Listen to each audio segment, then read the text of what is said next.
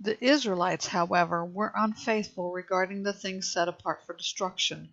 Achan, son of Carmi, son of Zabdi, son of Zerah, of the tribe of Judah, took some of what was set apart, and the Lord's anger burned against the Israelites. Joshua sent men from Jericho to Ai, which is near Beth-aven and east of Bethel, and told them, "Go up and scout the land." So the men went up and scouted Ai. After returning to Joshua, they reported to him, "Don't send all the people, but send about 2,000 or 3,000 men to attack Ai. Since the people of Ai are so few, don't wear out all our people there." So about 3,000 men went up there, but they fled from the men of Ai. The men of Ai struck down about 36 of them and chased them from outside the gate of the quarries, striking them down on the descent. As a result, the people's hearts melted and became like water. Then Joshua tore his clothes and fell before the ark of the Lord with his face to the ground until evening, as did the elders of Israel. They all put dust on their heads. "O Lord God," Joshua said, "why did you ever bring these people across the Jordan to hand us over to the Amorites for our destruction? If only we had been content to remain on the other side of the Jordan! What can I say, Lord, now that Israel has turned its back and run from its enemies? When the Canaanites and all who live in the land hear about this, they will surround us and wipe out our name from the earth. Then what will you do about your great name?" Then the Lord said to Joshua, "Stand up.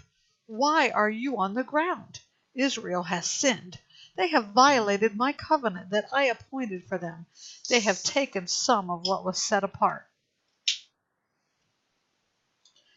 They have stolen, deceived, and put the things with their own belongings. This is why the Israelites cannot stand against their enemies. They will turn their backs and run from their enemies, because they have been set apart for destruction. I will no longer be with you unless you remove from you what is set apart. Go and consecrate the people. Tell them to consecrate themselves for tomorrow, for this is what the Lord, the God of Israel, says. There are things that are set apart among you, Israel. You will not be able to stand against your enemies until you remove what is set apart. In the morning you must present yourselves tribe by tribe. The tribe the Lord selects is to come forward clan by clan.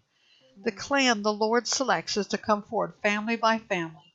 The family the Lord selects is to come forward man by man. The one who is caught with the things set apart must be burned, along with everything he has, because he has violated the Lord's covenant and committed an outrage in Israel. Joshua got up early the next morning. He had Israel come forward tribe by tribe, and the tribe of Judah was selected. He had the clans of Judah come forward, and the Zerahite clan was selected. He had the Zerahite clan come forward by heads of families, and the Zabdi was selected. He then had the Zabdi's family come forward man by man, and Achan, son of Carmi, son of Zabdi, son of Zerah, of the tribe of Judah, was selected. So Joshua said to Achan, "My son, give glory to the Lord, the God of Israel, and make a confession to him. I urge you, tell me what you have done. Don't hide anything from me." Achan replied to Joshua, "It is true, I have sinned against the Lord, the God of Israel. This is what I did. When I saw among the spoils a beautiful cloak from Babylon, 200 silver shekels, and a bar of gold weighing 50 shekels, I coveted them and took them. You can see for yourself. They are concealed in the ground inside my tent, with the money under the cloak." So Joshua sent messengers who ran to the tent, and there was the cloak concealed in his tent, with the money underneath. They took the things from inside the tent, brought them to Joshua and all the Israelites, and spread them out in the Lord's presence.